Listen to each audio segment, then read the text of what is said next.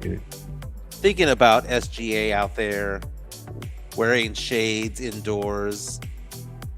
Man, I don't have anything to say about my MVP candidacy. I let my play speak for itself. What is that play, Joe? 25 free throw attempts. Free throw merchant. Mm-hmm. Yeah. I do like what I heard from Brian Windhorst of ESPN. Yeah, I'm gonna Talk look about that up the histrionics of the MVP award and whether or not it should be considered a regular season award or include the postseason as well. here. Yeah. I find that interesting. Good morning, fellas. The chat is now open, powered by P.F. Chang's La Cantera and Hard Rock Cafe. What's going on, fellas? Toro Loco, Tony, Greg, good morning, Necios. Yeah. Good morning, everybody. Thank you all for joining. We appreciate y'all.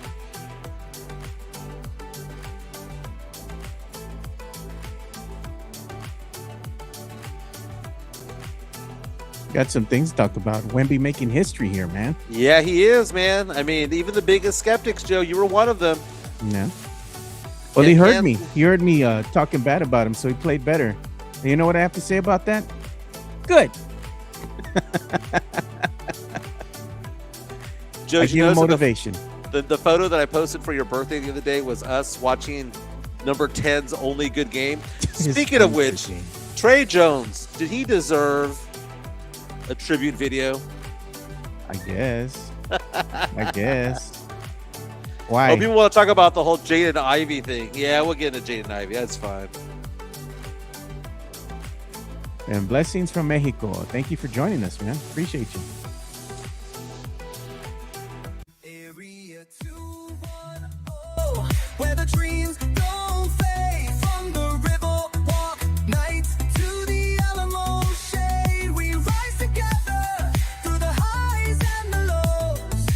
Area 210, oh, it's the life that we chose. We're rising together on a Victory Tuesday, Spurs fans. This is the Area 2-0 podcast powered by P.F. Chang's La Cantera and Hard Rock Cafe San Antonio. My name is Mike Jimenez. That's Joe Garcia. We talk sports and pop culture over here. We talk a lot of Spurs, man, because the Spurs are the hottest team in the NBA, winners of 25 of 27 last night, taking care of the Chicago Bulls, 129-114 at the Frost Bank Center. Spurs are now back on the road. Spurs 57-18 on the season. Still 2.5 games behind the Oklahoma City Thunder, who last night beat the Pistons in overtime. The free throw merchant was at it again. 47 points for SGA, 21 of 25 from the free throw line, 25 free throw attempts by SGA yesterday. Wemby scored 41 on only 4 free throw attempts. Who had the better game? And you might say, well, who did they play? They played the Bulls. The Bulls suck. They're going to be in the lottery. Well, who did Oklahoma City play last night? Because they went into overtime last night. They were down 6 with 5 minutes to go in the game. Joe, the Pistons were without Cade Cunningham and 3 other starters, 4 starters out. So this whole idea that, SGA locked down the MVP award kind of throws me off. Joe, how you doing this morning? I'm doing good, man. Had to wake up super early this morning, man. I had to take my niece to school. She texted me last night and she's like, hey, can you take me to school? It's because she's going on some camping trip they have at school for the next couple of days. So she has like luggage that she needs to take and she doesn't want to get on the bus with it. So I'm like, fine, I'll go pick you up. Yep. This girl packed like for a whole month. I'm like, you do not need all that. And she's like, well, just in case, uncle. And she's like, she wanted me to pick her up too because she wants Dutch Bros. She's like, I'm not missing Dutch Bros. Dude, I'm kids like, drinking coffee is a little bit weird, man. Get them hot chocolate and be done with it. Don't get them coffee. She doesn't really get coffee like that. She gets other stuff from Dutch Bros. Dutch Bros is, drinks. You know what? Dutch Bros is not delivered by Uber Eats in my neck of the woods, so I have to go over there and take it to Chica at her work, man. But no Chica here today, so I can kind of be a little bit more relaxed. You won't be distracted? I do get distracted. It's not that I say anything different when she's gone. It's just I get distracted sometimes, man. She's cooking, looking good. I get distracted. But we're talking Spurs and pop culture today. Speaking of pop culture, today is the 31-year anniversary of Selena Quintanilla's murder, which happened back in Corpus Christi at the hands of Yolanda Salivar. We'll get into that. There was a Powerball winner, Joe, that won like over $100 million and has been arrested 3 times since then. That was last year. The most recent arrests for stealing money. Yeah. We'll get into that. Saw a good article the other day about smoking patterns in the United States. For the first time ever, fewer than 10% of Americans smoke cigarettes, American adults. And it used to be over 40% back in the day and has steadily declined. Are we seeing the death of the cigarette industry? Because I remember back in the day, Joe, we'd go to clubs, we'd go to bars and come out smelling like smoke. Whew. Those days are over. Joe's Volcano, man. Remember that? You'd go in back in the day, come out smelling like Mhm. cigarettes, man. That's basically it, man. Go Grand Central Station, coming out smelling like you're out of a tobacco factory. But we'll get into that. And then Jaden Ivey went off the deep end, lost his job yesterday. Jaden Ivey, who was the number 5 pick in the draft a few years ago, is now out of a job after going on a rant. Some say political, some say religious, some say homophobic, some say whatever. But he went off on a lot of different people. I really don't want to play his words, man. No. He seemed to be a little bit zonked out of his mind, man. He looked like Tiger Woods looked after the most recent accident. Oh man. They probably on some medication, man. Something. Yeah. So let's get into the Spurs last night. Again, they beat the Bulls 129 to 114. Wemby going off for 41 points. I know the Bulls are not a very good team. There's certain players on that team I do like. Matas Buzelis, for some reason, just gets my blood flowing a little well. I like him a lot, dude. Yeah. He gets me going. But Trey Jones going out there had himself a good game. Did Trey Jones deserve a video tribute after playing 4 seasons with the Spurs? Are we getting a little bit overboard with this tribute? And he seemed to be very happy with it. And afterwards, Keldon Johnson at the end of the game said that he wanted to do the jersey exchange with Trey Jones, but Trey Jones instead exchanged with Julian Champagnie instead. Are we okay with the whole video tribute to these guys who were not stars with the team, who were not with the team very, very, very long? Number 10 had one. Boban had one. I mean, are we going a little bit overboard with this? Or are we just too nice of a franchise? I think they're just too nice, man. I'm like, the guy was playing with you for a couple of years, wasn't really a superstar, didn't help you get to the playoffs, didn't help you like get a chip. Why are we having tribute videos, man? I Other don't get it. hey, we appreciate you. They could do that. The fans could do that when he gets announced and he comes out on the court. You give him a standing ovation and a clap. Mira. Good. I mean, I guess. I mean, Trey Jones was a nice guy. He was a good part of the community and Yeah. whatnot. But again, he did not make the playoffs as a Spur. It's not like they were winning games when he was out there playing. So no, I'm not a big supporter of that. But last night I was a big supporter of Wemby going off for 41 points, 16 rebounds, 4 assists, and 3 blocks. Looking generational, if I can say so myself. Look at Spurs go Tony off to win Hernandez. 129 to 114. But Wemby going off last night, stating the case for MVP, and then at the same time, in another gym up I-35 in Oklahoma City, you have SGA going off for 47 points, but it took 25 free throws to get to it. SGA yesterday had more free throw attempts than I think I saw the stat than Wemby and Jokic in the last 5 games combined. Yeah, but he's the MVP, right? The front runner. Yeah, And when the free asked throw about merchant. it, what did Yeah, he he's say? he said, "Nah, I'm good." Wearing shades. Nah, I'm good. The I let fake my game first. do the talking. What game are you talking about? You're just going to the free throw line repeatedly, and he almost had the game winner at the end of regulation.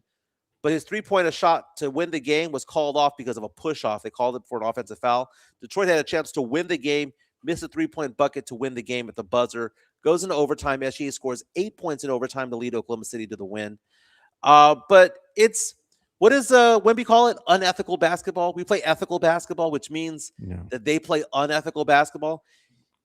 This is the type of play that I see as an official in the high school and middle school ranks at games all the time. And I have to go tell the other officials, you do realize they're flopping, right? It has gotten to be so bad in the high school and middle school ranks, Joe, that they now call technical fouls for flopping. That there's no Well, they should. warning. There's no warning. And you see these players go off and they pretend like they're getting hit in the head and they jerk their neck back. And they do that because SGA does that, because Luka Doncic does that. But guess who doesn't do that, Joe? Wemby doesn't do that. Nikola You know what Jokic the does Wemby not do also that. is doing? He's doing LeBron this. does. Yeah. LeBron, Doncic, and Cade Cunningham all do it. But what does Wemby do? Wemby and Jokic are the two most beaten up players in all of the Yeah. NBA, Mira and Wemby. that's point number 41, courtesy of FanDuel last night. I find this to be fascinating, this MVP watch going on, because you see the Monica McNutts of the world on ESPN and the Brian Windhorst of the world on ESPN saying that it should be a shut case. That hey, SGA is the best player on the best team. He's the MVP of the number one team in the league. And I know the Spurs might not catch them, but at the end of the day, it's a regular season award. It's an individual award, not a team award.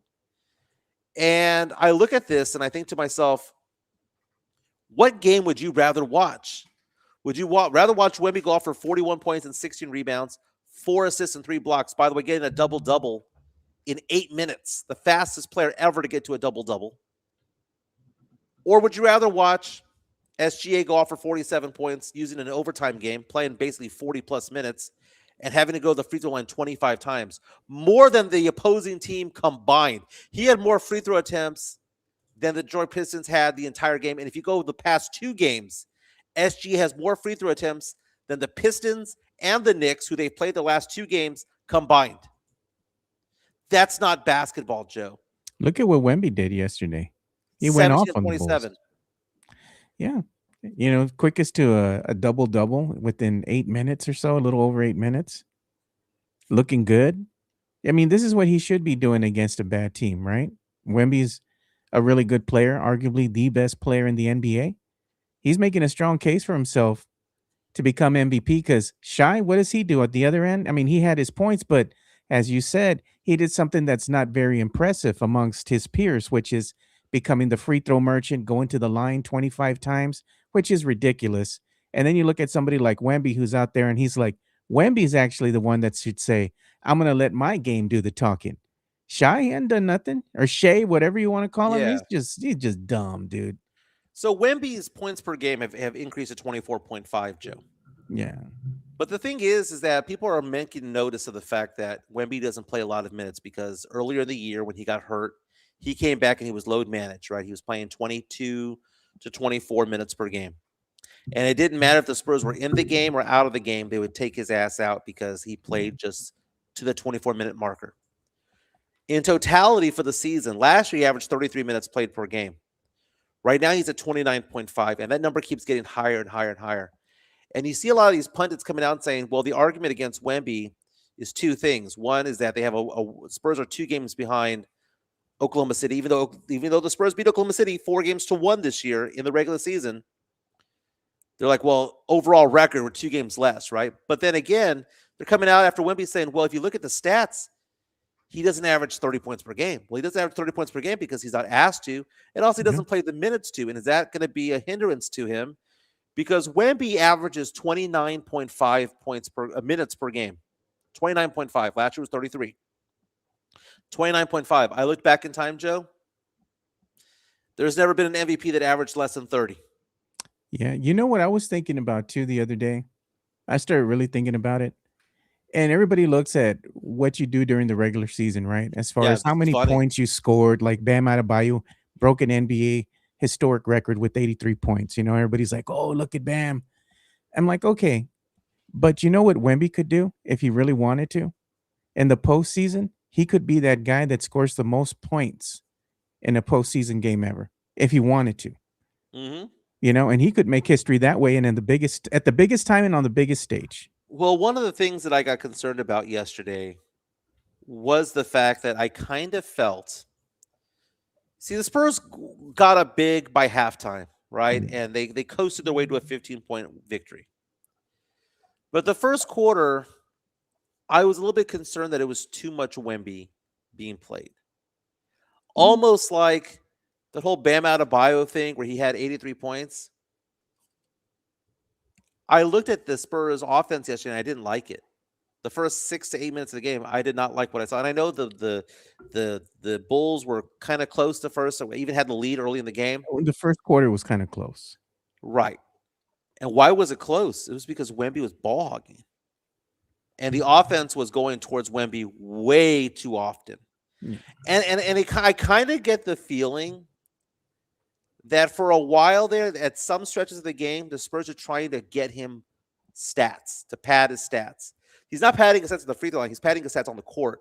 Yeah. But I kind of get the feeling the Spurs are making that move to, hey, we need to get Wemby's numbers up to get the MVP. Because how do you counteract a 47-point performance by SGA? By 41 and 16, 4 and 3. Yeah.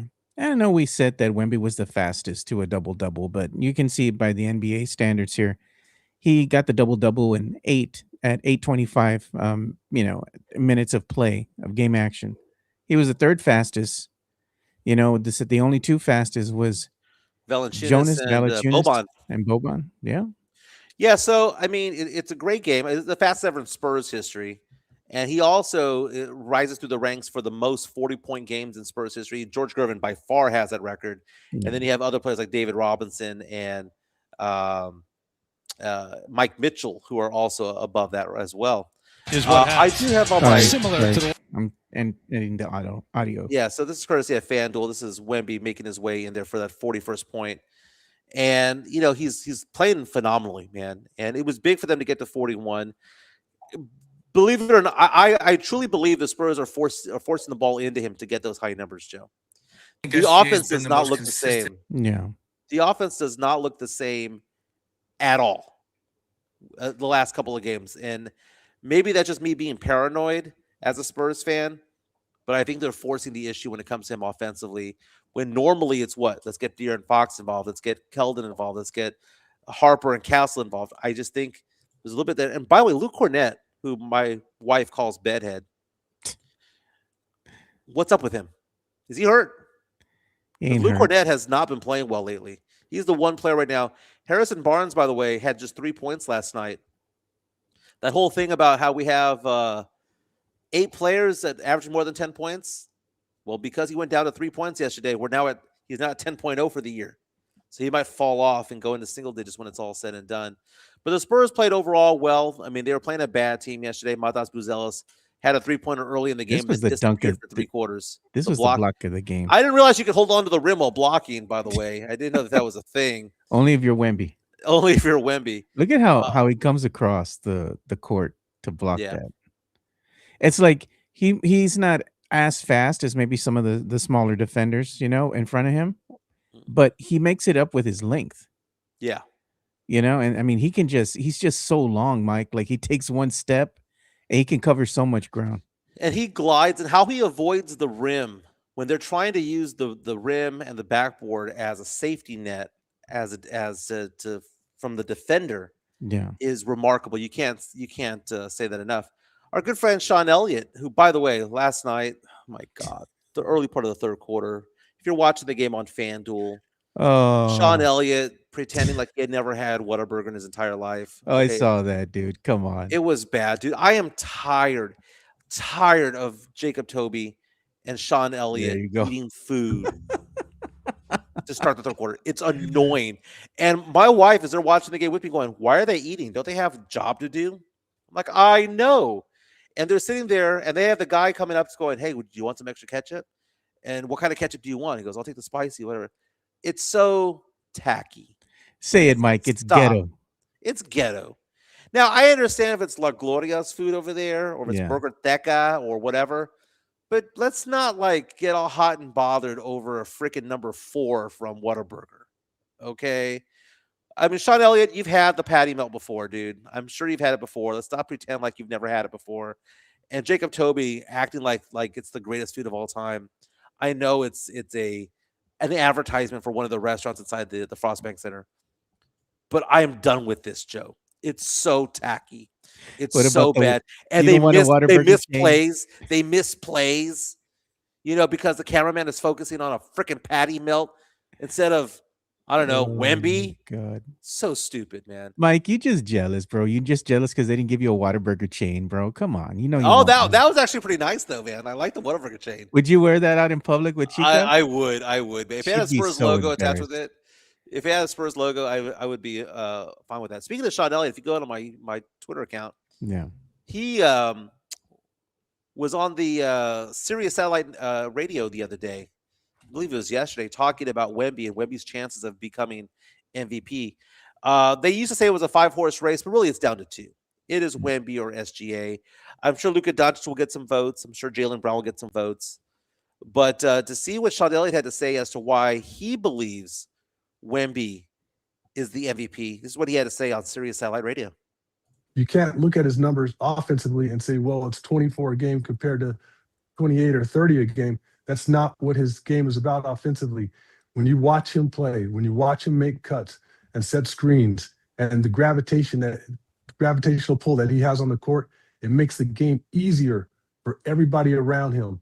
And my definition always as an MVP was a guy who made the game easier and elevated his teammates.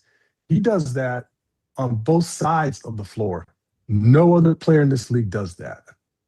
Sean can't Elliott look at stating his- the case for Victor Wembanyama on Sirius Satellite Radio, saying, "Hey, look, man, there's certain things that don't show up on the stat sheet. We talk about things like players who drive in and then drive back out. You know, shots altered, things like that. But he said something, Joe, gravitational pull. And he says that it happens on the offensive side and the defensive side, the gravitational pull, which either means you avoid him defensively sometimes or offensively, he's being guarded by multiple people in a way that leaves other players open. Joe, No, do you believe in that term gravitational pull when it comes to Wemby? I do, because I was saying the same thing. When you have 2 or 3 defenders on Wemby, that means that somebody's open, right? And it's up to Wemby at this point to go ahead and recognize it and get the ball out to the open man or to one of his teammates, right? Because sometimes, what did I say?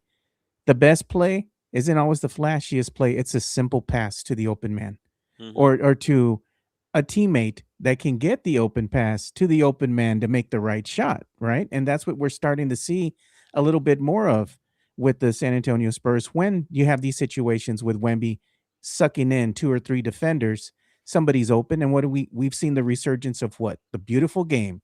They're passing the ball around the horn because sometimes that is the best move to make because you can't try to force the issue. And I think that's one thing that we can say that where we've all seen the growth of the San Antonio Spurs, right?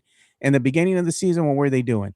We're criticizing them because they were forcing the issue. They were taking bad shots. And now we've seen a kind of a turn here where they've shown some growth. Now they're gonna wait. Now they're gonna go ahead and pass the ball. They're not trying to shoot too early into the shot clock. And you can have all that attributed to Wemby sucking in these defenders because now the guys have time to camp out on the perimeter, Mike, and be like, "Hey, give me the ball. Hey, I'm open. I Yeah. can take the shot." You know? That gravitational pull allows Dylan Harper to find his way into the lane easily. It allows Stephon Castle to get those monster dunks. Looking at Wemby's rebounds last 4 games, 16 last night, 15 against Milwaukee, 15 the night before that, and 15 against Miami. I mean, that's 4 games in a row of Yeah. 15 plus. In that span as well, number of blocks, 5, 7, 1, and then 3 last night. Points last 4 games, 26, 19, 23, and 41. He's basically averaging about 28 points per game right now, last 4 games. He's basically averaging 16 rebounds and about 4 assists and 3 blocks. Yeah. Wemby is playing as good as he's ever played in his entire career for a stretch of games, Joe. And that's one of the things that we talked about earlier in the season, right? Can he play consistently?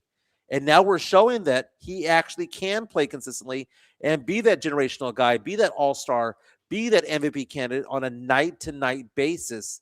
And that is even scarier for the opposing teams because, again, the better he gets, the more confident he gets, the harder it's going to be to stop him. Yeah, just like And this video is showing right here. It's showing how he kind of gets himself open. And this is a perfect example. yeah, man, it's They, just he's getting space. And you know what he's not yeah. doing, Joe? He's not flopping. He's not faking his way to the free throw line.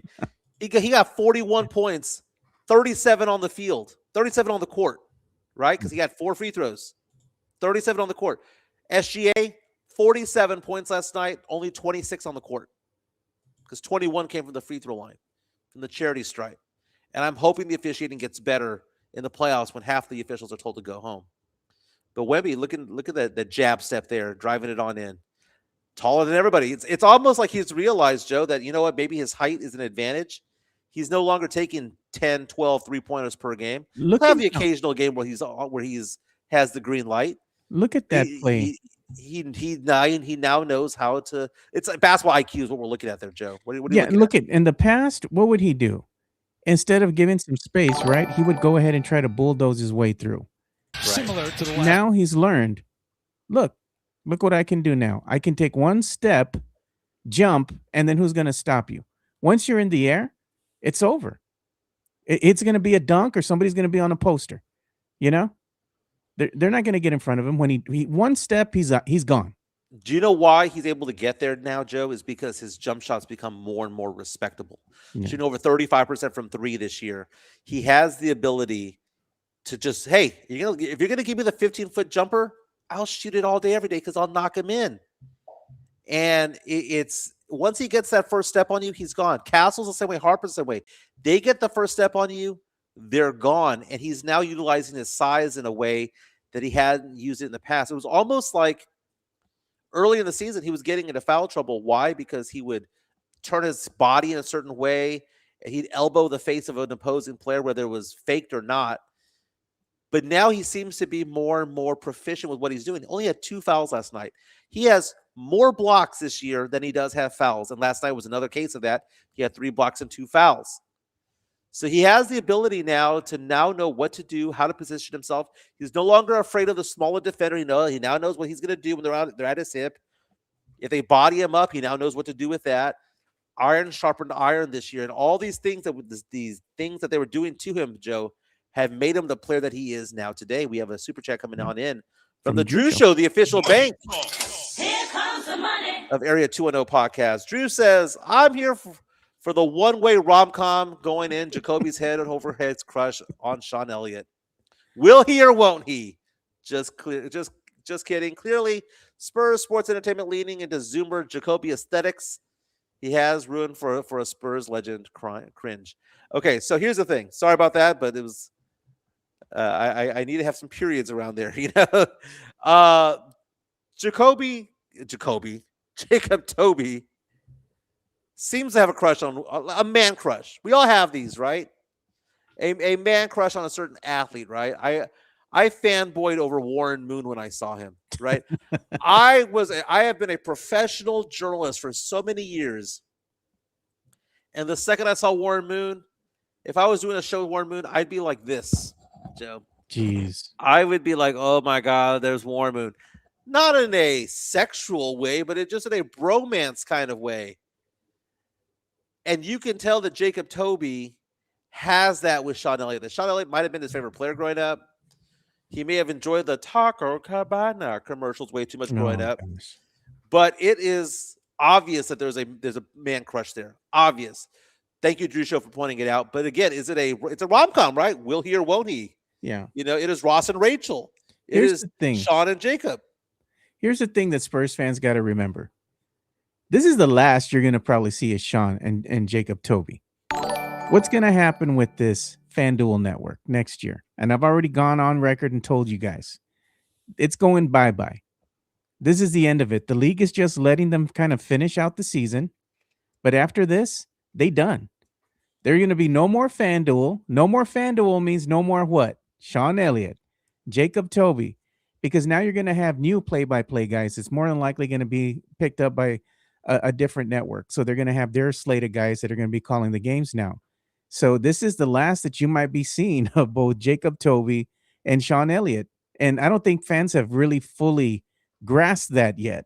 Like they get tired of, oh my God, what are they doing with the food? What are they doing with this? You know, and this is the last that you're going to see of somebody local actually calling a Spurs game. Now it's no longer going to be just a local guy. It's going to be somebody who has a national stage. Well, I don't know if it's going to be rotating people because there has to be some sort of normalcy when it comes to it all. And I would hope that they would have somebody local there. It may not be Toby and Sean Elliott. You're right. That might be the end of their run here. But I hope that it's somebody that is doing the games pretty frequently. Yeah. You know, I don't want to have like a rotating, like it's the NFL on Sunday where it's Tony Romo one day and then Trey Aikman the next. And then, you know, I don't want Rob Gronkowski the next day or Tom Brady. I want to have like the same people over and over again. If it's FanDuel, though, Michelle Beal's part of that network. Yeah, but they going bye-bye, Mike. You got to understand the whole FanDuel network, that's a Titanic right Well, now I going mean, down. it's going down, but at the same time, is it being assumed or is No. it being replaced? So what the league is working on, Mike, is the regional sports network, right? The RSNs. They're trying to go ahead and sell this as a package to another network, right? No, I And get that. they're going to say, "Hey, you're going to have to pay an X amount of dollars to go ahead and have the rights to stream these games and show them to, the fan base in those regional sports network areas." So what the league is trying to do, because there's only a handful of sports teams, right? The NBA teams that are part of these RSNs, right? So now the league is trying to get more teams involved because a lot of these teams are kind of doing their own thing, right? They're trying to get more of these teams involved so they can sell the package, as, hey, there's all these teams now instead of just a handful. We have all these teams that are in it now, and we're gonna sell it to you for an X amount of dollars because the league wants to make more money. This is basically the bottom line. They want to make more money. What network it'll fall under, I'm not really sure, Mike, because they can't do it on Amazon Prime because they already have an agreement with them. They can't do it with Peacock. Peacock already have an agreement with them, right? And where else do you go at this point? DAZN, DA's, they Oh, they DAZN is what suck. they know it. They suck. I know, Mike, but I mean, at the end of the day, they have to look for a platform and they have to look for somebody who's wanting to assume it. But at the same time, they need to have local people doing the show somehow, some way, because they can't just have, three strangers come out to San Antonio and not know the lore and the history of the Spurs because people are not going to want that either. I miss the old days of Fox Sports Southwest, right? People are Yeah. bringing up the guy that looked like Guy Fieri. Joy-Con says, bring back the Fox Sports commentator. I Look at remember the Guy that guy, Fieri here. the That, blonde that, that dude guy, with the bleach tips. yeah, had like white hair. Looked like he had stuck a fork in a socket before this every broadcast. Oh God, man, I remember that dude. And by the way, people in the chat bringing up Jeff Garcia from formerly of Locked On Oh yeah, Spurs. Here's the thing, man. They said fire Jeff midseason. They didn't fire him. Okay, it's kind of like it's very reminiscent and similar to what happened to me at Sports Star. I got laid off. There's a difference between being laid off and being fired, right? Being yeah. fired means that you are fired for cause. Laid off means whatever it means, man. It could be a budget cut, it could be change in direction, or whatever the case may be. So here's the thing, man. I never got fired from Sports Star. I got laid off, right? I was a budgetary thing. They gave you your shine box, let you do your show notes, and said, "Hey, man, you got to go." Yeah, and you know what? And I have made amends with people at Sports Star, specifically Tim Spence. Tim Spence Yeah. and I, we communicated just the other day. Tim, I thought about Tim when I was in Miami. I reached out to him. He reached out to me. We've been going back and forth by text, and we call each other from time to time. And Tim and I, as much as odds that we were back in the day when we were working together, and even afterwards, have become pretty decent friends over time. Just to let you know, Jeff Garcia does have a new podcast called Spurs in Focus, right? Yeah. So if you want to follow Jeff Garcia's content, go onto YouTube or Spotify or wherever you get your podcasts and just type in Spurs in Focus. He started this about a week or two ago, and I'm going to be part of that as well. I was talking about it. He's excited about it because he says he's going to have the nerdy talk. And you know what I told Joe? What I told Jeff? I said, Jeff, you know what's so great about it? You can be whoever you want to be on this podcast, man. Yeah. And he's excited about it, man, because again, you and I have talked about this in the off air about ownership of your own podcast. Yeah. Think about this. He took Locked On Spurs from 0 subscribers to 10,000. Yeah. Very few people can do that. Now he gets to do it on his own. So go follow Jeff Garcia's podcast, Spurs in Focus. It is now out. I'll be on the show probably at the end of the week, is what I'm thinking. And Jeff's a good friend of both of ours. I know we had some issues a while back, but that's water under the bridge, man. Spurs in Focus, Jeff Garcia, man. Mike, we sorry. What's that? Yeah. Yeah. Man, I get all this people calling me now, dude. I'm like, what is going on? I don't know, it's spammers or what. Because I know I got like that's Apple Watch, that Apple Watch Ultra, the big watch, right? I have that coming in sometime today. And my kids, man, I'm at work, right? And they're home. They couldn't answer the door, dude. I missed the FedEx delivery yesterday, so they're gonna make an attempt to deliver the watch today. And I told them, look, I'm gonna be busy at work. One of y'all's got to answer the damn door, man. Come on, we got a ring doorbell, and the ring. The stupid thing is, they watch TV, Mike. When you hit the ring doorbell, a little like picture in picture shows up in the upper right hand corner, and it shows you somebody's at the door. I'm like, bro, y'all killing me, man, killing me, dude. Joe, yeah, dude. I hate it whenever I get those just leave the package, right? I hate the door-to-door sales guy, man. They were here the other day. They were like trying to sell me some pest control type stuff. Like, dude, Oh just leave me God, alone, man. I'm at work right now. no, yeah. So I here's tell them the same thing, Mike. Sometimes I see the notification comes out on the phone, and if I'm, doing something between work or whatever, when I'm off the phone doing other things, and I have somebody ring the doorbell, I'm like, I'm working, dude. What do you need? Oh, yeah. no, I'm good, dude. Okay, well, come back. No, don't come back. I'm good. I'm good. Don't come back. JHNSB is saying starting from zero podcasters, zero subscribers is going to be tough, man. Nah, man. When you've got thousands of people who follow you on Twitter, all you got to do is make the announcement. And as I mentioned to Jeff today, I said, "Hey, man, I can tell what you're doing. You did the soft launch, right, of the podcast. He didn't make this huge announcement Yeah, and then unveil an early show. He's trying to do a proof of concept first, and sometimes it takes 5 or 6 because it's different when it's me and you, Joke, and when it's me and you, we get to bounce back off of each other's vibe and yeah, our conversation points, right? He likes to do his show by himself for a while, and then he likes to have one where he has a guest. That's a different concept. It's a different technology going on. So he's soft launching what he's doing. He has 5 or 6 episodes on YouTube right now. It's called Spurs in Focus.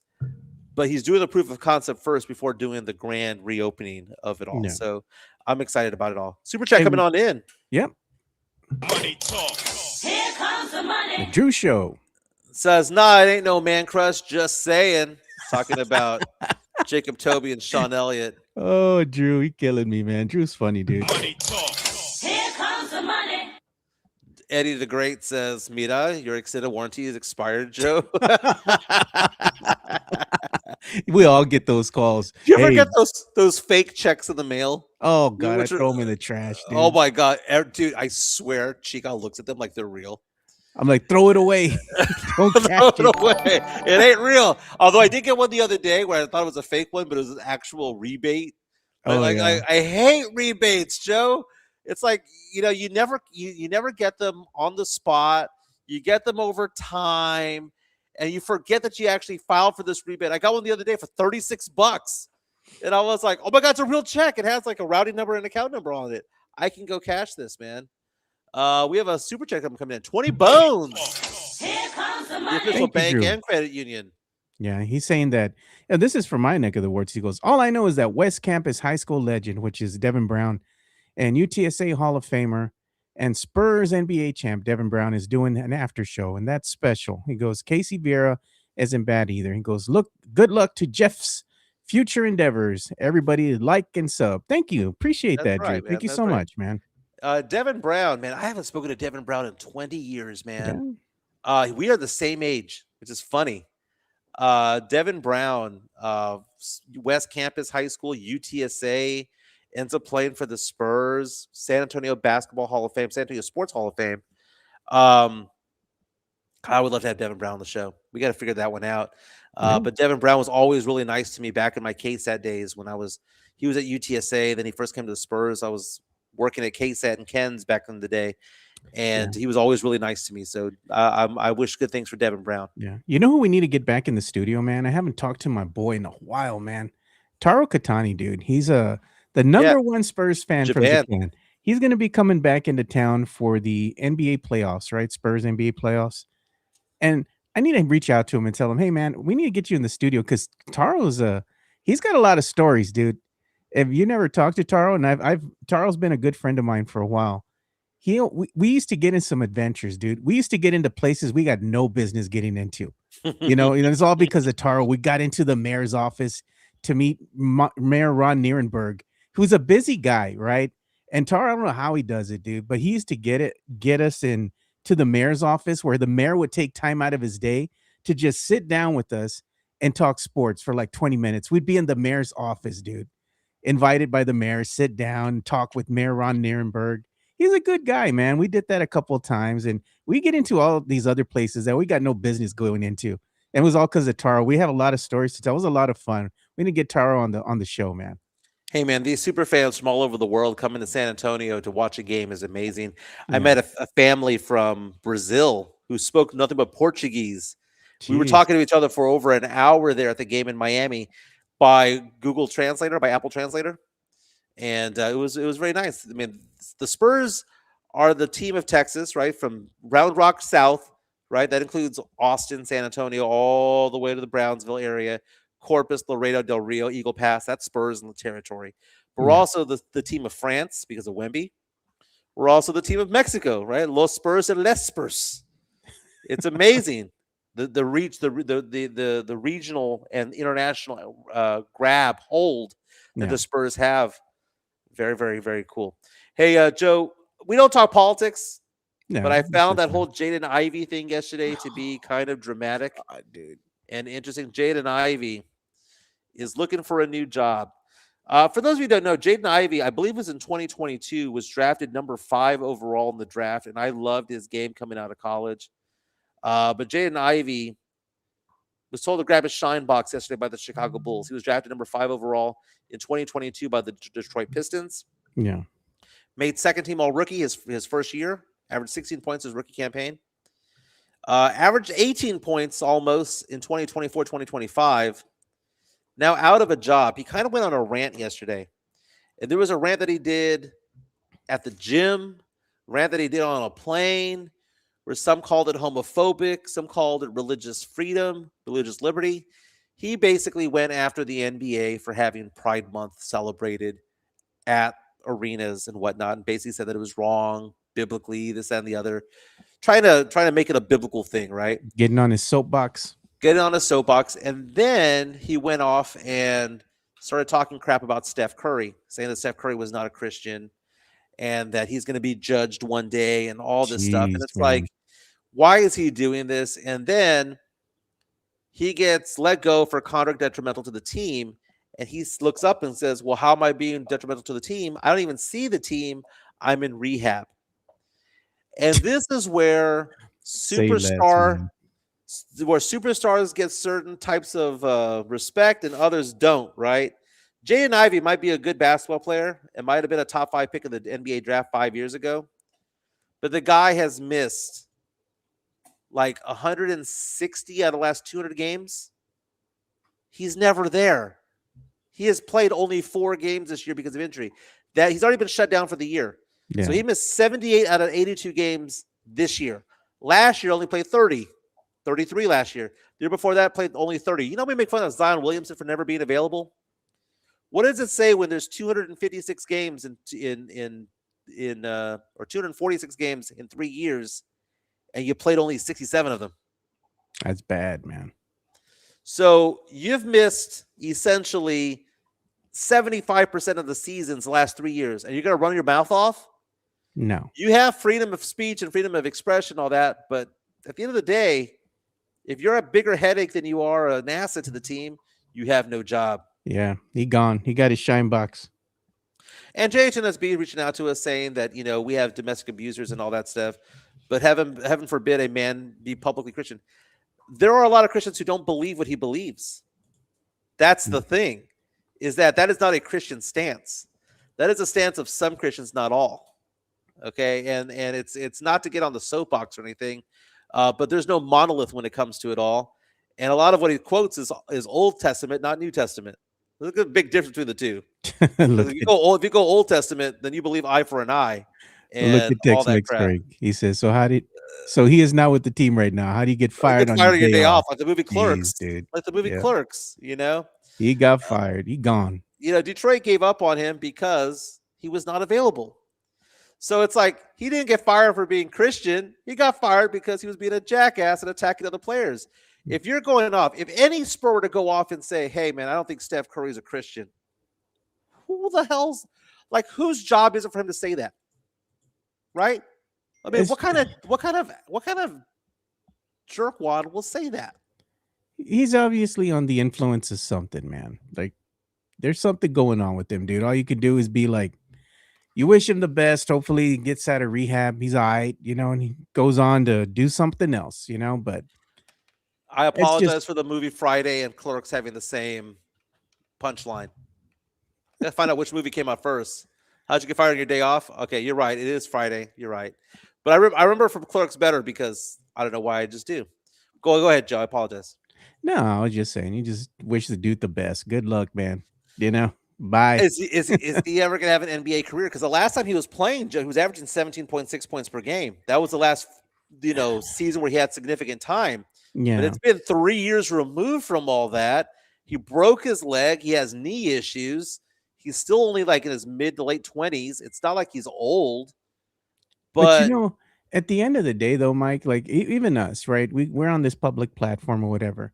We kind of got to watch what we say too, because when you get up here and you start saying certain things or you start, acting a certain way, it's a detriment, right? To your brand and to you as a person, right? Because you say the wrong thing, Mike, and then what happens? You're instantly out, right? right, And people just don't see you the same anymore, right? And it's hard to get back to where you were once something like that happens. And with Jaden Ivey, I mean, he's doesn't have a job now. He's probably never going to sniff the court in an NBA context. And having a job after the NBA, who's going to want to touch him and be like, "Hey, we want you to come on our show and be an analyst for us," because you don't know what version of him you're going to have, right? Like, what if he right. goes off on live air when he's trying to talk about the game of basketball? When it's Pride Month and you have this stuff going on in the background, is he going to get on the soapbox and be like, "You know what, kids?" Like, no, man, you can't Yeah, do that. when is Pride Month? I thought that passed. Is that going It on it right did now? pass. It had passed already, So but what's he I'm saying, talking like, about? Well, I he's mean, like, he's just, I don't know, man. He's mad about nothing because it's already done. you know?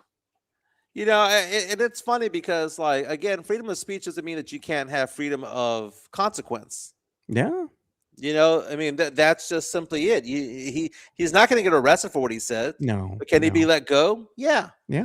And if he averaged 18 points per game and was rehabbing and coming back in a couple of weeks, he'd still be on the team. Hasn't this kind of scenario played out before? Like certain athletes go on and they either give an interview to somebody in the media or in the context of an interview on live TV, they say something stupid, and then they're just never looked upon the same again. And they're not asked Yeah. to be on TV anymore because you never know what version of them you're gonna get. Right. Now, Jaden Ivey coming out and saying that he doesn't like Pride Month. You know what? I mean, Harrison Butker said the same thing, right? Yeah. He's All still right. playing for the Kansas City Chiefs. But it's when he goes out and personally attacks a superstar and says somebody that he doesn't even know, or I'm sure is not even friends with, or has hung with, in Steph Curry, saying that he's not Christian, blah, blah, blah. Seriously, shut the hell up. Mm. Because you know what's not Christian, Joe? Being that guy. Okay. So let's talk It is what about it is, man. let's talk about the other things around the NBA. SGA wearing the shades. Joe, what did you think about SGA wearing shades in the post game conference yesterday? That's so Post stupid, dude. game Wearing interview yesterday. shades or wearing your fake fur coats or whatever. I'm like, why, dude? It looks dumb. That's stupid. Take those damn glasses off. You're in the NBA. You're not just some dude watching a game or whatever. If you are cool, you can do that. You can do whatever you want. You're not getting paid the big money to be out there and perform and getting all these millions of dollars and then coming to an NBA press conference wearing shades and chains and a fur coat. Like, come on, man. What are we doing? Take that off. Take that off your face. Yeah, can you imagine if Wemby had done that? Wemby Oh wouldn't be as man. hated. And I wonder if he's just feeling himself because if you look since January 1, the Spurs have a 2-game lead over Oklahoma City for best record in the NBA, right? Since January 1. And I know that OKC went on a 23-1 run to start the season. But since January 1, when they say, hey, man, the season doesn't start till January, you hear that old phrase till Christmas time. Yeah. Spurs have the best record in the league since then. And the losses that the Spurs have, half of them are because they rested Wemby that day. Yeah. SGA might be costing himself votes. We've seen Stephen A. Smith come out and say it. And then we heard Brian Windhorst earlier today say, can you imagine if SGA is handed this award and then Wemby wins the title? That historically it would look like the stupidest MVP of all time. And I'm going to give you a Spurs perspective Damn. on this, Joe. Remember when Robinson won the MVP and Hakeem kicked his ass in the playoffs and won the title? I remember that's when the Spurs were the #1 overall seed. That is the corollary there. That is the rationale. That was the first thing I thought when that fat man Brian Windhorst said that he was fitting in the box. He was somehow the box. Actually, he's lost weight, so and I shouldn't talk. But the thing is that Windhorst said that he goes, historically this might look stupid, kind of like historically calling Robinson the best player in 1994 is stupid when you saw what Hakeem did to him. Yeah. I was there, baby. I seen it. How does Windhorst do it?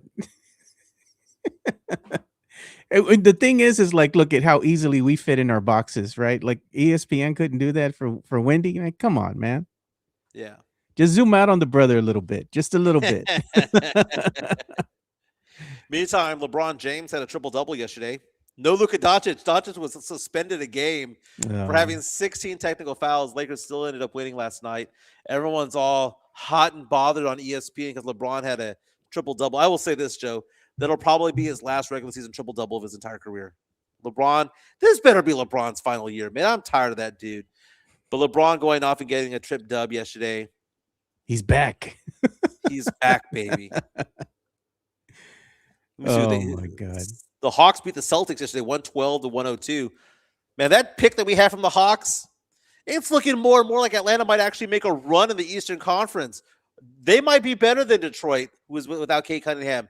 They might be better than Cleveland. That pick that we had from the Hawks, which was looking like a tasty lottery pick, is now looking like number 23 in the draft this year.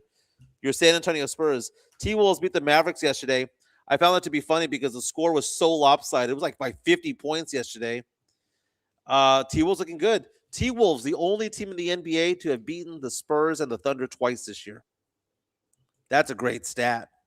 That's probably the team that you want to avoid. And speaking of teams that you want to avoid, ESPN had a article last night that came out that said teams that everybody wants to avoid in the playoffs. Guess what they had the Lakers team to avoid? What? The Spurs. Guess what had the Spurs team to avoid? The Wolves. The Lakers. Why Well, the Spurs? what do you mean? How does ESPN print an article that says that the Lakers want to avoid the Spurs and the Spurs want to avoid the Lakers? Help me make sense of it all, Joe. It doesn't make any sense. Why would the Spurs be afraid of the Lakers for one? The Lakers don't have a deep team. There's no way they're going to be able to dispatch the Spurs in a 7-game series. They could make it interesting. I'll give them that. Maybe they win 2 games. The Spurs win in 6. Okay.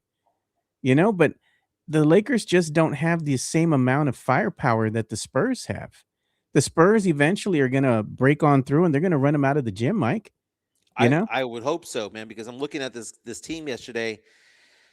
They played Vanderbilt 23 minutes yesterday. They played Kennard 23. They played Jackson Hayes 20 and Bronny 26. Dude, if Bronny's getting 26 minutes of run against the Spurs, they're going to get annihilated. Can you imagine Bronny trying to guard Wemby? I mean, come on, Mike. But they did this because there was no Luka, who Luka usually gets 38 minutes per game. LeBron James yesterday, 21 points, 10 rebounds, 12 assists, shot 8 of 16 from the field in 33 minutes. Austin Reeves had 19 points, but had an off shooting night. LaRavia only had 4 points. Hachimura only had 14. I mean, the Lakers have shooters that can go off any moment, but I don't see why the Spurs would want to avoid the Lakers, even though the Lakers have been playing exceptionally well. Now 49 and 26 on the year, kind of solidifying themselves as the 3 seed in the Western Conference. So there's like 7 games to go for them. That means that they're thinking the Lakers are going to get out of the first round, and that might not even happen. I know. They'd probably play Houston. That's a toss-up between the Lakers and Houston. Who do you think's going to win? This is the sad thing about it. When you look at it and you have former Spur assistant coach Ime Udoka, right? And you look and see what he does with this Houston Rockets team. He ain't it, dude. He ain't the coach. Like the Houston Rockets, they're not going to win with Ime Udoka as the head coach, dude. It ain't gonna happen. Hey man, he cheated on Neil Long. He's dead to me. Yeah, he's a overrated coach. Everybody thinks that he's really good. He's not, man. He can't make adjustments. And you look and see the schemes that he runs out there. It ain't it, dude. In order for the Rockets to like go to that next level, they're gonna have to ditch him, man. Hmm. They don't have a point guard though, man. That's the problem. Yeah, that's another issue. They got problems over there. Spurs have won 9 in a row. The Denver Nuggets have won 6 in a row. And they got Utah coming up. So when the Spurs play Denver on Saturday afternoon, 2 p.m. tip off there in San Antonio, it's very possible the Spurs will be on a 10-game winning streak and Denver on a 7-game winning streak when they play each other. Denver also has Oklahoma City and San Antonio to end the year, back-to-back games to end the year. They're trying to hold on to that 4th spot in the Western Conference so that Yeah. they can at least host the first round of the playoffs. Let's give some love to P.F. Chang's La Cantera, Joe.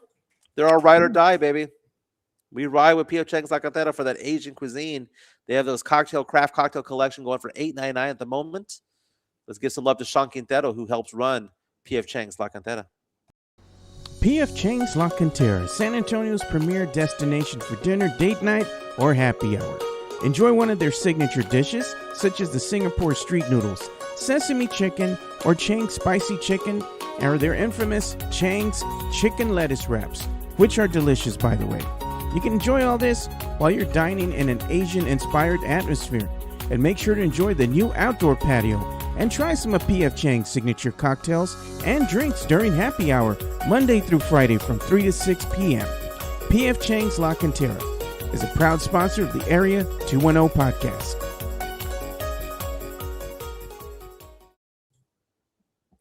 They do a fantastic job with that cuisine. You'll take a look at the 8 signature cocktails that they have on sale right now for $8.99. The 2 martinis are amazing, man. The mule's fantastic. I have yet to try the Long Island, but I will pretty soon. And again, Wednesdays, half off bottles of champagne, half off bottles of wine. Go tell Sean Quintero from P.F. Chang's La Cantera that we sent you over there. The Area 210 sent you over there. They do an amazing job, and thank you so much for being a sponsor of this show. Joe, imagine winning Powerball and then getting arrested 3 times within 1 year of winning. How stupid do you have to be? You have to be real stupid, dude. I posted a photo of this dude on my Okay. Facebook, on my Twitter account, right? Let's check him out. His name is James Farthing. First of all, his name is Farthing. Farthing? Yeah, like Farthing? the first 4 letters of his name, last name is Fart. He's a Oh, 51-year-old, and he's been arrested for 2nd-degree burglary and marijuana possession. Got arrested Saturday in Lexington, Kentucky. He won a $167.3 million jackpot last year. The most recent arrest was for breaking into a home and stealing $12,000 in cash. Why, Joe? And then also, he had a burning joint still in his car when he got arrested. Now, he did share this award, I believe it was with his mother. Yeah, 77-year-old. So they shared this before. But he was there with the big check, $177 million. And he's been arrested 3 times since, Joe. And now he might be going to prison to steal 12 grand. and there's a saying, man. You can take this guy out of the hood, but you can't take the hood out of him. You know? These are just bad habits, dude. Like, facts. What happened? Remember the case in point? Remember years ago, what was that Dallas Cowboy player that got caught stealing socks and cologne? Oh, and underwear? yeah. It's the same Yeah. principle, man. It's like it's That's just so bad habits. stupid. Yeah, it's bad habits, dude. That's all that is. So the guy spent $2 on a lottery ticket at a place called Pump and Shop near his hometown. He and his mom won $167.5 million. His 3rd arrest is the big win. He was picked up for 2nd-degree burglary, marijuana possession. He had other charges against him. He drove off in a black Porsche, by the way. So he broke into a home with a burning joint, and he drove off in a black Porsche. Like that couldn't be seen, right? Yeah. You know what? Maybe he'll be look at like Drew shows as Tiger going to prison too. I said maybe they'll be cellmates. Oh, He's had God. drunken charges against him, assault charges against him. The guy has all the money in the world now, and now he's going to prison. At least he can afford the legal defense, right? These are just bad habits, Mike. So I showed a chart on my Twitter account earlier from Vox. Not that I follow Vox, but I thought it was a fantastic article.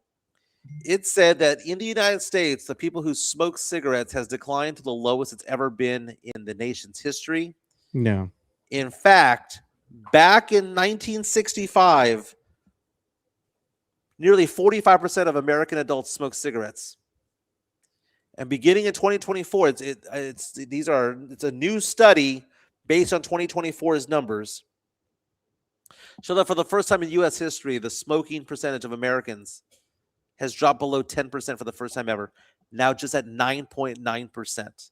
So for every basically 100 American adults out there that we see at HEB, 10 smoke cigarettes and 90 don't. When it used to be 45 did and 55 don't.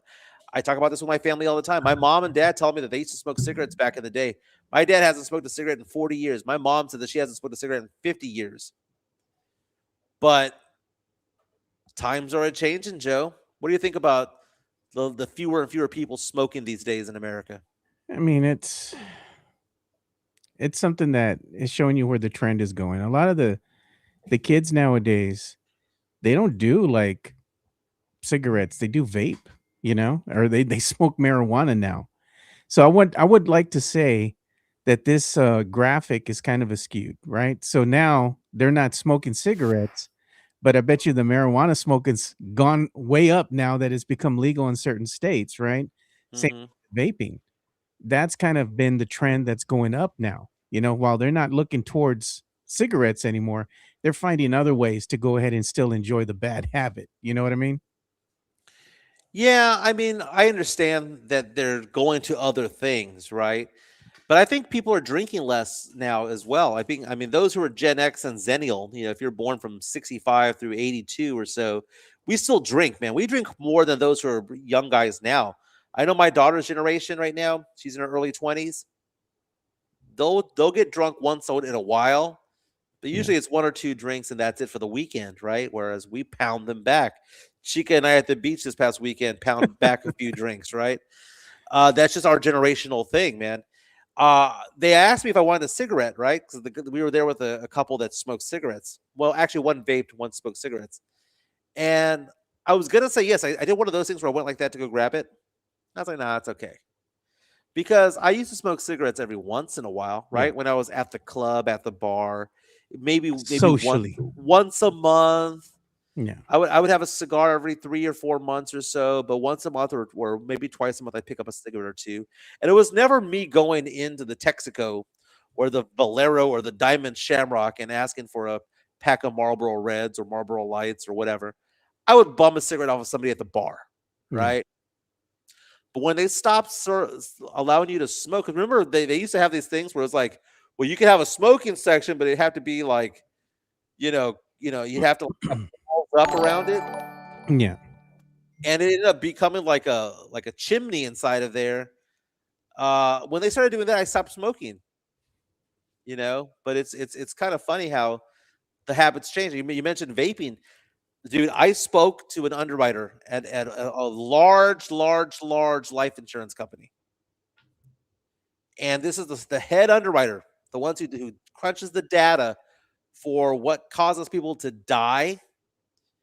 She told me, Joe, that her number one concern was vaping more than anything else. I She believe it. goes, I think vaping is more dangerous than drugs. They Eh, don't really know what What's in kind of it? side effects that you're gonna have years afterwards because there's not enough data for it yet, right?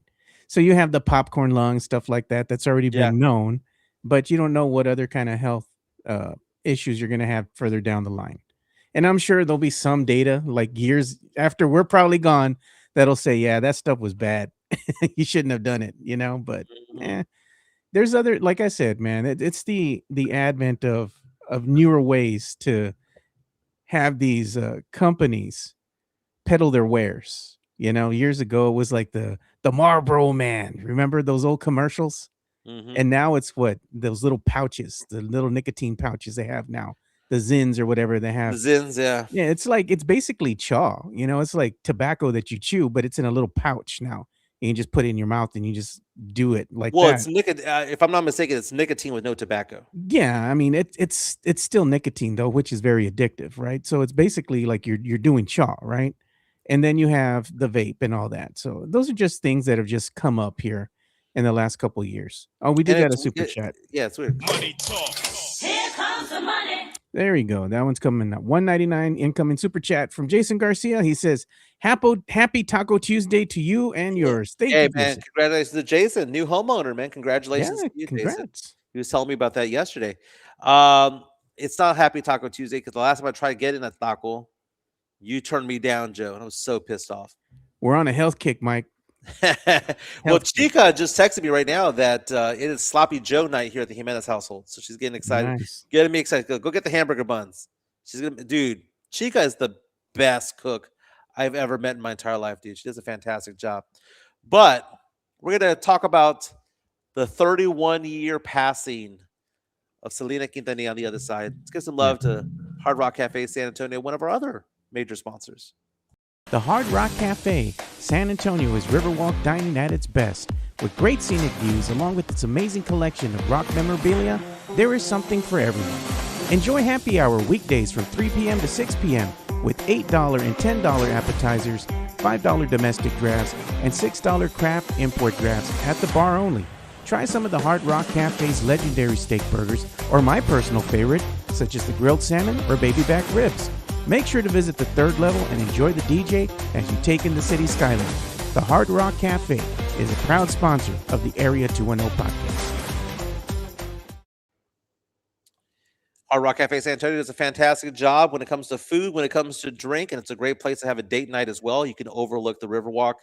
We had an amazing time there for our podcast party last month. Go check out Hard Rock Cafe San Antonio. Not only do they have good food and good drink, but also all the memorabilia they have over there. Some of it involving Selena Quintanilla, who on this day back in March 31st of 1995, I was 18 years old, Joe. I was 2 months away from graduating Holmes High School when word came down that she had died. Joe, I remember this because I have a friend who has a sister named Vanessa. And I remember seeing her cry at the school. I remember I came back from lunch or something like that. It was in the afternoon. And I'm walking around, and Holmes High School has the circular buildings for the most part. And I remember her on the ground, sitting down, like on sitting down on the ground with her knees up and just crying like this. And there were 2 or 3 others with her that looked upset. And I was like, what the heck's going on? And they told me that the singer Selena had died. And Selena was very, very popular in Texas, California, Arizona, New Mexico. Very popular in Mexico as well. Iconic. She won multiple Latin Grammys, and she became a traditional Grammy Award winner as well. And the Quintanilla family has made a lot of money off of her ever since, man. She became more popular in death than she did while she was alive. And Joe, do you remember where you were? Is that a moment where you remember where you were, or is it one of those things where Yeah. like I was working years ago. I was working at a store actually off of Military Drive. And me and my coworkers there, we're kind of like going through the motions at the end of the day, the end of the night, things coming to a close. So we're kind of cleaning up the store, putting things back up and all that. And we're listening to the radio because one of the girls was like, hey, did you all hear what's going on? And then they put the radio on in the store for all of us to hear. And that's when we're listening to it. And then they had announced on air live that Selena had passed away, that she was shot by Yolanda, and then they tried to save her, but they couldn't. And they announced that she had passed. So we're like, wow. And I just remember a lot of the women there were crying and sobbing because Selena had passed away, So it was like, I guess I didn't realize the impact, the full impact that she really had on a lot of people's lives at the time, because at this point in time, she was coming out of just being, predominantly Tejano based, right? Or not Tejano, but like more of the Latin based music, right? Where it was all Spanish and all that. And then she was trying to break on through and had her English album, that was starting to get some airtime, starting to become a little bit popular. And right before it, like she was gonna on that trajectory to kind of take off, this happens to her.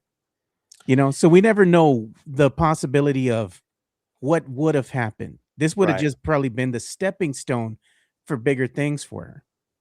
And a lot of people got mad at me for saying that I didn't think that she was going to be this mega superstar in English because, like you said, we don't know. Maybe she would Yeah. have been.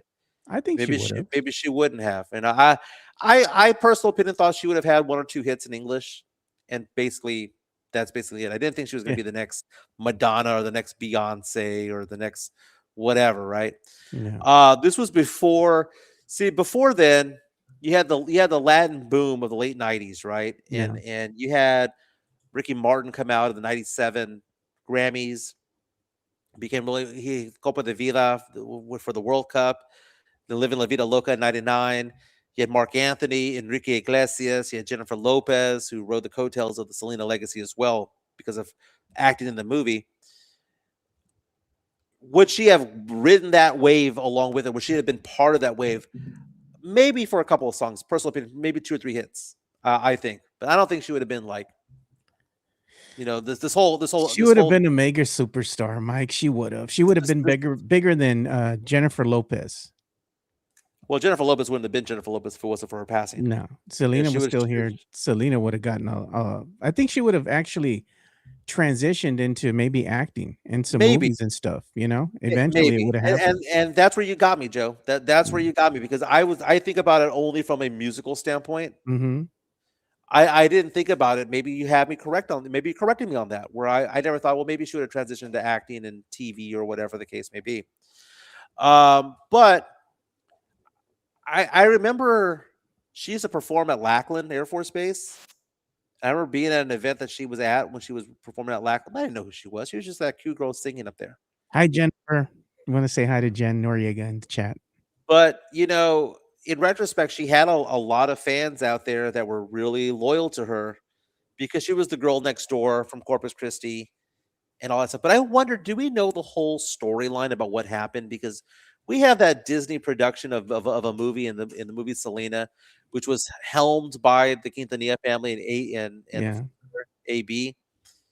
It is it's sanitized.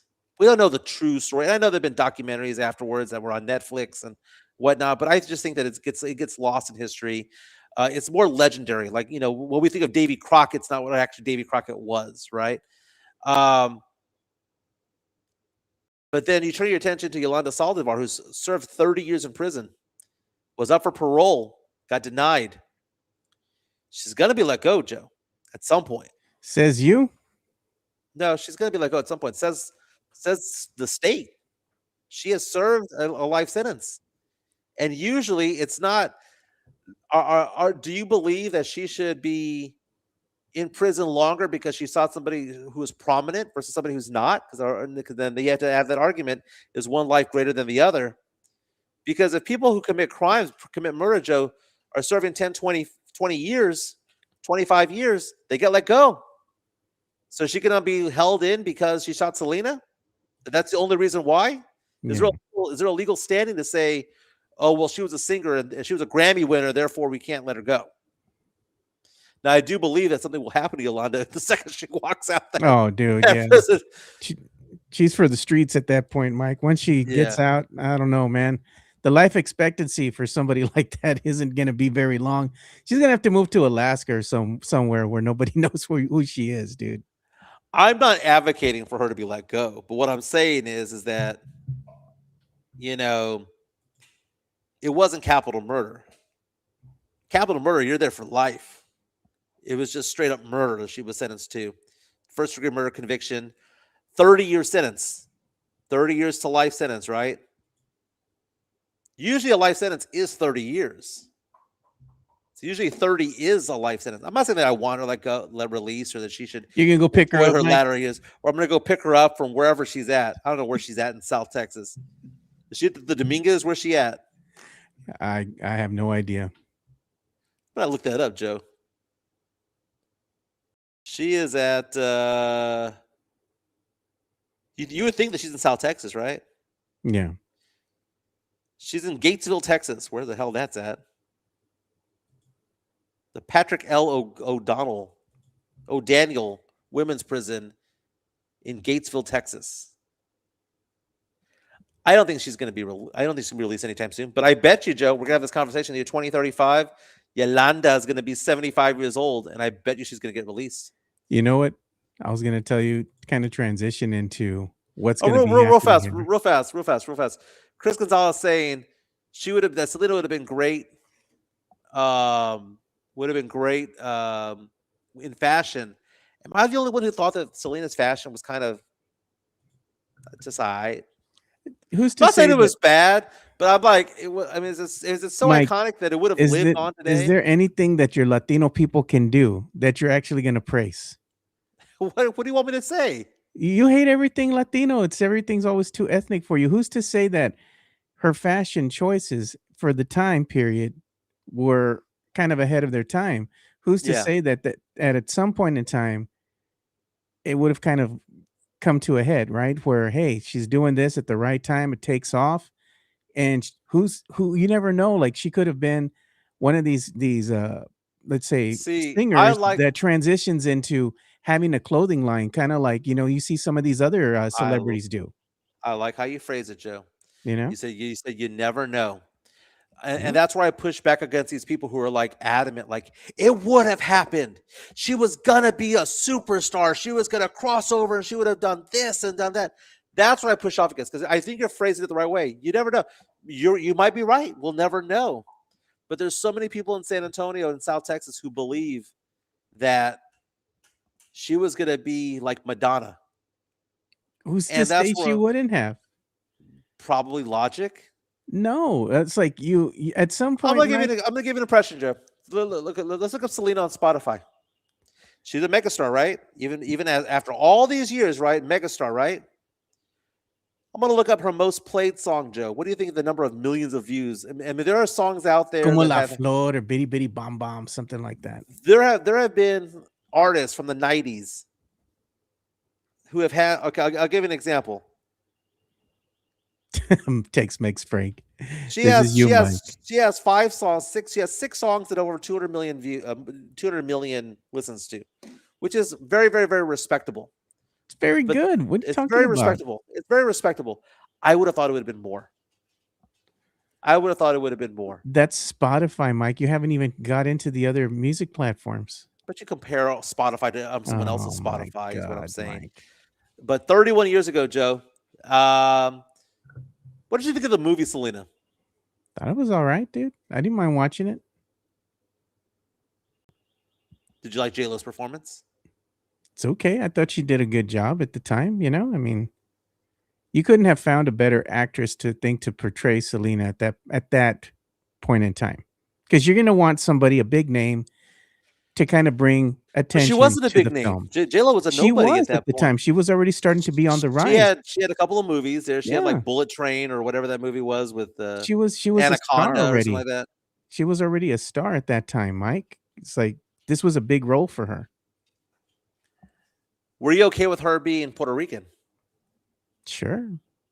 See, that was a big debate that back in the day, was whether or not to have her be Puerto Rican or not. And then the Alamo Dome was used, if I'm not mistaken, as a centerpiece for what was supposed to be the Astrodome concert. But no, Selena's music was popular, man. I tell you what, you go to any school dance. I took my daughter Ava and Gabby back in the day to their school dances, the father-daughter dances and stuff like that. It still jams, dude. There's certain songs out there that are iconic, and it's sad because Tejano kind of died the second that she died because it never became as popular again. But you look at like certain musicians. The comedian Joy Coy the other in one of his specials talks about the fact that '90s music became iconic when it came to hip hop because you listen to hip hop now and you compare that to Biggie, you compare that to Pac, you compare that to Snoop and Dre, you compare that to Eminem. You can't. There's no comparison to it all. When you hear certain songs, you stop in your tracks and you just listen and you bop to it, you just bang to it or whatever, right? So this music is that way. I respect that especially in San Antonio, Tucson, Houston, LA, when Como La Flor comes on, when Bitty Bitty Bomb Bomb comes on, when about 12 of her songs come on, people stop. You go to Market Square, they stop. Rosedale Park, you stop what you're doing and you listen. And I will say this though, I will say I will give props to on her music, Joe, is that it's timeless. Like that music, if it was released today, would be popular. I said that about Usher. I will give that props to Selena Quintanilla right there. Is that if her music was released today, same songs, same recordings, same masterings, it'd be popular because it's timeless music. They I will said, give her Mike, that. But I don't know if she would have been like some English superstar. I don't know. Maybe she would. Maybe she wouldn't. I'm just saying that I'm not in the crowd you of. know, It was a we're certainty. we're moving on before you dig yourself any deeper. I'm But not thinking myself any deeper. It's who I am. this is what we're gonna showcase. I thought this was funny. By Tex-Mex Is Frank. He's this is saying this Easter? it's Easter's coming up, so this is what the Get out parks are of gonna look here. like. And you know what? All these people here that are going to the parks and doing this, Mike, guess what they're doing? They're gonna be blasting some Selenas. Sooner or later, it's gonna happen. Is this still a thing, Joe? It's still a thing, dude. They do this every year To here in quote the Mike San Antonio Taylor, in the parks. year of our Lord, the year Yeah, of Mary 2026, yeah. we're still camping out at Brack. Still camping out at Bracken. Here's the thing that you got to realize that happens, right? Everybody tapes off their little spots and they put their chairs with the chains and the cooler and all that kind of stuff because they got to get the best spots over at Brack and they're all fighting for it. And every single year, the same thing happens, man. It's like this torrential downpour happens like the night of Easter, dude. All hell breaks loose. Like there's some type of thunderstorm or something and it just decimates the campgrounds. And then the next morning, it's a beautiful day, and everybody comes out, and you have the grills firing up, and families having a good time. But it's like clockwork. You could set your watch by it. Almost every single year, Mike, it rains somewhere in the middle of the night on Easter Sunday. This upsets me, Joe, to no end, man. I mean, I remember back in the 90s, back in the 80s, the camp out at Brackenridge Park to get a spot, or Camargo Park, or whatever to get an Easter spot, Joe. But in 2026, I mean, back in the day before TV and before Netflix and before computers and all that stuff, this made Mhm. sense, right? To It's go a line up tradition. to go line up for Battle of Flowers parade seats, Easter stuff, and all that stuff, and you'd have like somebody defending a couple of picnic tables, and you'd have somebody there. But here are three things that shouldn't happen anymore, Joe. No one should stay in line on Black Friday for anything. Yeah. Okay. Nobody should stay in line and overnight to go to a parade. And no one should spend the night for 2 or 3 nights to get an Easter spot at any park. It's That is traditions, Mike. dumb. That's a dumb tradition, Joe. It was To each fun his back in own. the day. It was fun back in the day when there was nothing better to do.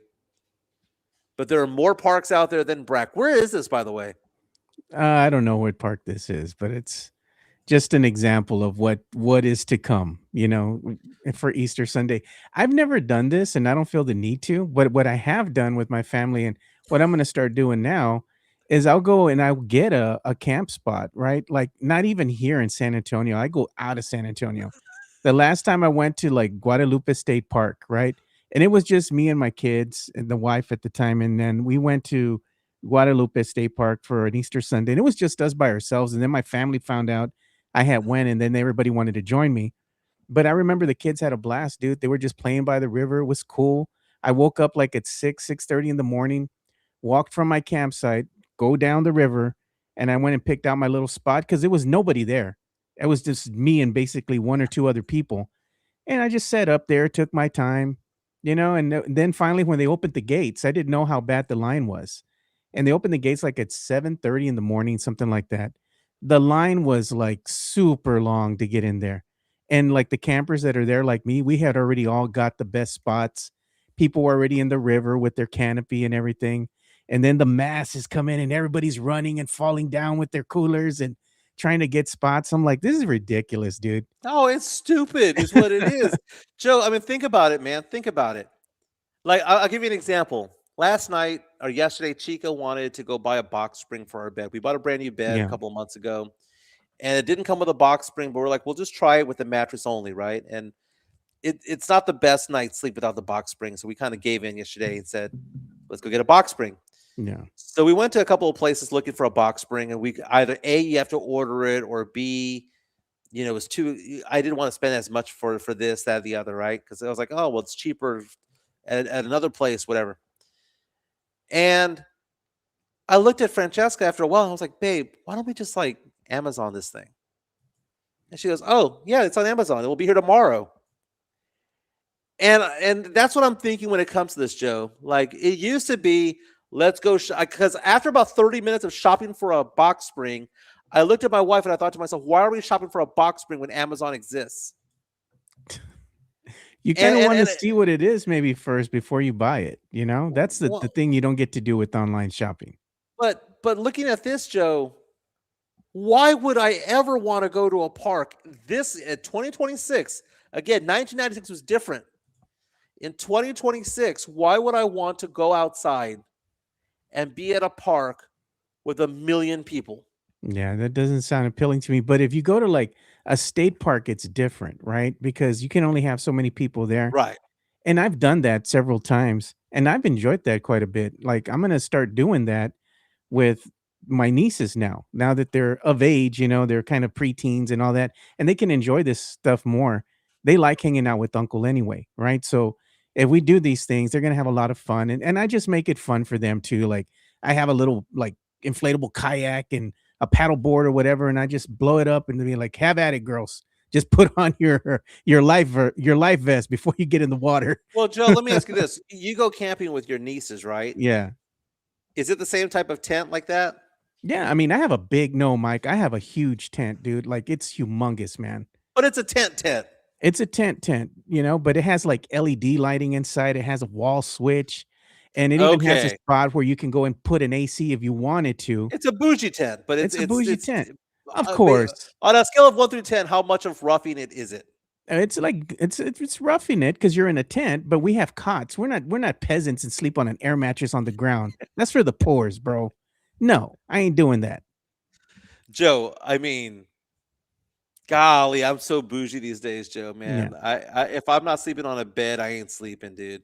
It's for a night, Mike. One night you can do that. Oh, My man. my nieces like going out Like, there. I'll go to Gardner State Park, for example, on the Frio. Yeah. I'll enjoy the day. I'll barbecue. I'll use the pits out there. I'll barbecue, whatever. But I ain't gonna sleep on the ground, Joe. Well, I don't sleep on the ground. We have cots for that, dude. Even cots, Joe, Yeah. with the mosquitoes, man. Get me a There's no cabin. mosquitoes in the tent, Get me a dude. cabin. Get me a No, cabin. man. Mario Cavazos reaches out to us and says, "I pitch a very big, very nice tent." I was gonna use that joke too. I was gonna line Wah, myself wah, up for that wah. one. No, we have fun out there, dude. I mean, there's no electricity. That's the thing. Like when I go camping, like I'll go to Palmetto and some of these other little campsites. At Palmetto, where you go and you set up a tent, there's no electricity. You only got water, and that's it. You have a campsite that has like a picnic table, and you have a barbecue pit. Pretty much it. Bathroom, you got to go walk to go use it, right? And they got a dumpster to throw your Mhm. trash away. That's pretty much it. There's So no electricity there, so you bring in your own power source. Like the girls, they like it at, because at uncle least you have the spoils power them. source. At least you have the power source. Yes, the girls like it, my nieces, because uncle spoils them because I have like a big old Bluetooth speaker and I have like a portable TV, so they're not roughing it per se. And we have fans and all that kind of stuff, so they have chargers for their phones and whatnot, so they have a good time. Now let me ask you this, Joe. We have someone asked Jason Garcia asking the question: is camping out at Brackenridge Park for the peasants?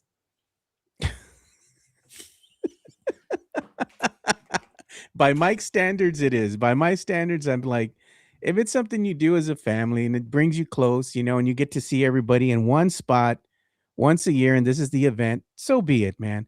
Because as you get older, Mike, you start realizing things, man. Like people that you see at these family events, you're not going to see them very often. And like when you're there with everybody all at the same time, it's like these moments aren't something that happens very often. So you're just there to have fun, hang out with family. It's a good time, man. I mean, I'm not against it. Now, are you against what Jen Noriega asked the question about glamping? Do you like glamping? I guess it's glamping. No, well, that's not glamping. Glamping is you get a really sweet ass cabin that has air conditioning, and That's I not mean, real you go camping, bro. rough it outside. You go to the river and all that stuff during the day, but it has a nice kitchen in there. It has AC in it. It has a barbecue, has a fire pit. Because the idea of me going out and finding wood out in the middle of nowhere, and going like that with moscas and stuff like that, and building a fire, Joe, does nothing for me, Joe. You know who likes to build fires? Chica. Oh, Chica does like to build fires, She likes but to build fires. It's part of our Native American heritage because me and Chica Chica is are Native both Native American. American. We like a good fire, bro. Tony says that the park was nice back in the day, but now parks are ghetto.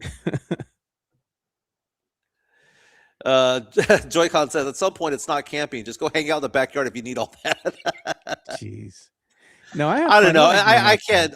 I can't do it, Joe. I can't do it. Hey, real fast before I let you go and we wrap up the show. We were at the beach the other day, and do you like going to the beach where there's no music being played in the background, or do you like if music's being piped in? No, I like music. Like I take my Bluetooth speaker, dude. I mean, that Okay. you have to be listening to music if you're at the beach. You have to have a canopy. You have to come prepared. So you have to have some things, Mike. You have to have a Bluetooth speaker. You got to have a canopy, and you have to have a wagon to put all that stuff in. The wagon. Yep. I got all three, and I got a cooler. I'm good. I can just camp out there.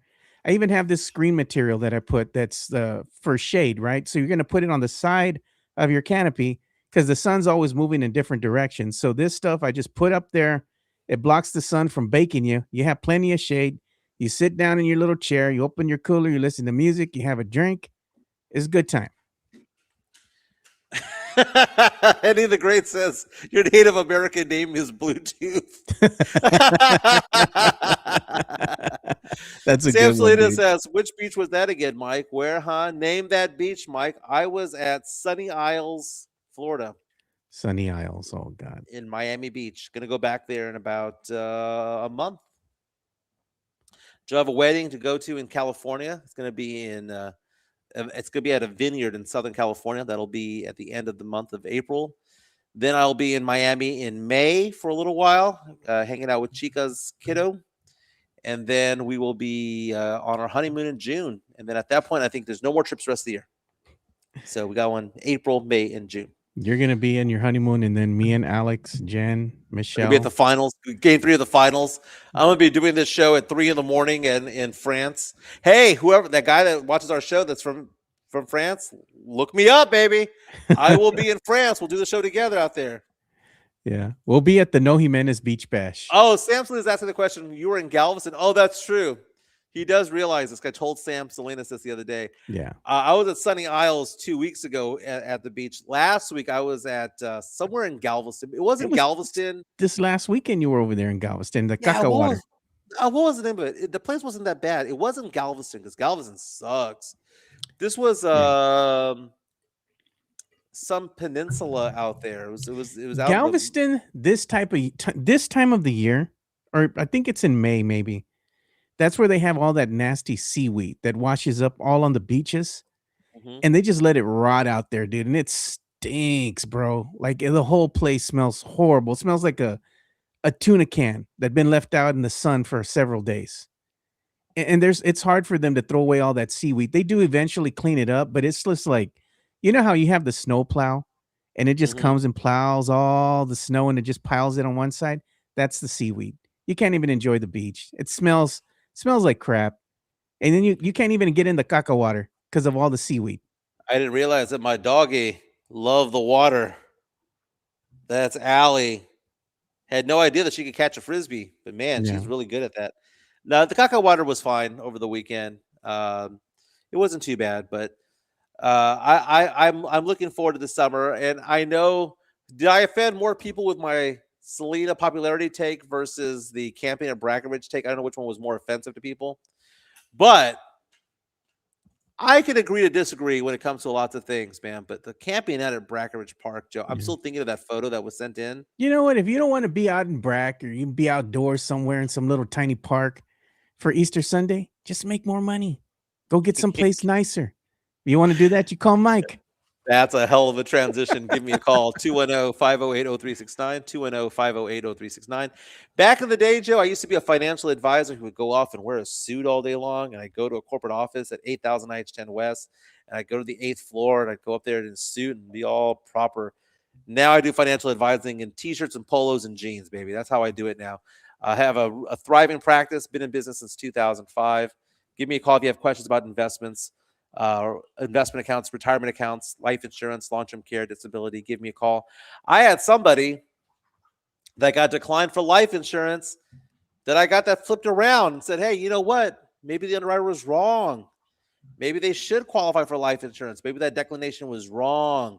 Why was it wrong? It was because people's prescriptions might be used for different things. It might go, oh, the underwriter might think prescriptions means this, but no, prescriptions actually mean that. That's where I come in as an advocate for my clients. Give me a call, 210-508-0369, 210-508-0369. Todo Loco SA says, nothing wrong with the tent, Mike, at Lake Conroe for Easter, Mike. I didn't realize that there's alligators at Lake Conroe. Now I'm afraid of the water over there. I hate You're afraid of the alligators. gator? You're afraid of gator? I hate it. People eat gator, Mike. I was looking at land out here yesterday. Man, I don't know, Joe. I was looking at land all over. I'm looking at land in Helotes. I'm looking at land in Willis, Texas, Conroe, Texas, Lavernia, Bulverde. I have no idea. It's starting to like the stress level of me not having a house of my own is pissing me off, Joe. I think you need a little you need to give yourself a mental break for a little bit. You know, sometimes when you step away from things, the one thing you're gifted with is clarity. You know, and then you come back and you have a different perspective on it and you'll be like, "You know what? That's the direction I want to go in." Yeah. Joe, Spurs back in action tomorrow night. Just 7 games to go before the season comes to a close and then the playoffs begin. I saw this post yesterday that said that the Spurs will have 5 days off at a minimum Yeah. before the playoffs start. They're still fighting for that 1 seed. I respect it until the very end. Again, Oklahoma City won yesterday in overtime, despite the fact that Detroit was missing 4 starters, including Cade Cunningham. They still pulled it out. I think the Spurs are the best team in the Western Conference, best team in the NBA right now. But it's been fun to watch. The Spurs are making their moves, and Wemby is still 5 games away from qualifying for the postseason awards. So he's got to go out there and keep playing. But the Spurs have an early game tomorrow afternoon. Actually, not tomorrow, Saturday afternoon. They have an early game tomorrow night. Who the Spurs got tomorrow night, Joe? Spurs on the docket. Let's see the schedule. So I was looking at that Denver game.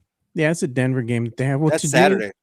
tomorrow they have the Nuggets, right? And that's a late tip. That's going to be at 9:00. Then after that, they're going to have the Clippers, and that's another late tip at 9:30. That's on Thursday. So tomorrow 9:00 is tomorrow 9:00 is the Warriors.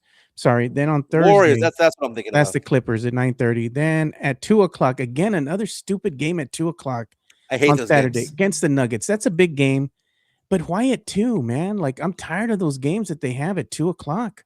There's no point to it. I guess the only thing Dumb. that I can think of is that it might fall in line with March Madness. They're trying to avoid going head to head with March Madness. We just had a game last week, right? The Spurs played early, man. It was like 2:30. You know, it's like I couldn't even watch that game because it was my birthday and I was out and about and busy. I was kind of following it on my phone, but I'm like, dude, have the game in the evening. Like, why that early? It doesn't make any sense. I think they have a wink and a nod against that because the March Madness is Saturday and Monday, right? No. And you're gonna notice every single game on Saturday is an early game. They don't want to go up against March Madness. Yeah. It makes sense. It's a wink and a nod to them going, hey, we're not going to crap on your parade. You get to have your Final Four without us. There's one evening game, which is the Pistons and Sixers on Saturday night, but the rest of the games on Saturday are in the afternoon. Congratulations also to UT's women's basketball team for making it to the Final Four. All top 1 seeds made it to the Final Four, including South Carolina, who beat the living crap out of TCU in the 4th quarter yesterday. South Carolina advances, and so all 4 seeds are advancing. And you have a battle of 1 seed versus 1 seed in the Final Four for the men's side as well on Saturday. Yeah. So I They have just want to saying, Warriors come out to play. play. The Stupid bottles ass movie. clink. Stupid ass movie. That movie sucks. Oh Bad. God, Mike. All right, man. We got to bring the show to a close because I get to work. I'm so tired today, man. I'm not even wanting to go to work, but I got to. I got to. Very cool. Very cool. Yeah, I got to get to work too, man. I'm not looking forward to it, but I am looking forward to Sloppy Joe night here at the Jimenez household. There We'll you be back go. tomorrow talking Spurs. We'll preview the game against the Warriors tomorrow, and we'll be back. Everyone have a fantastic day. We're out of here. Peace.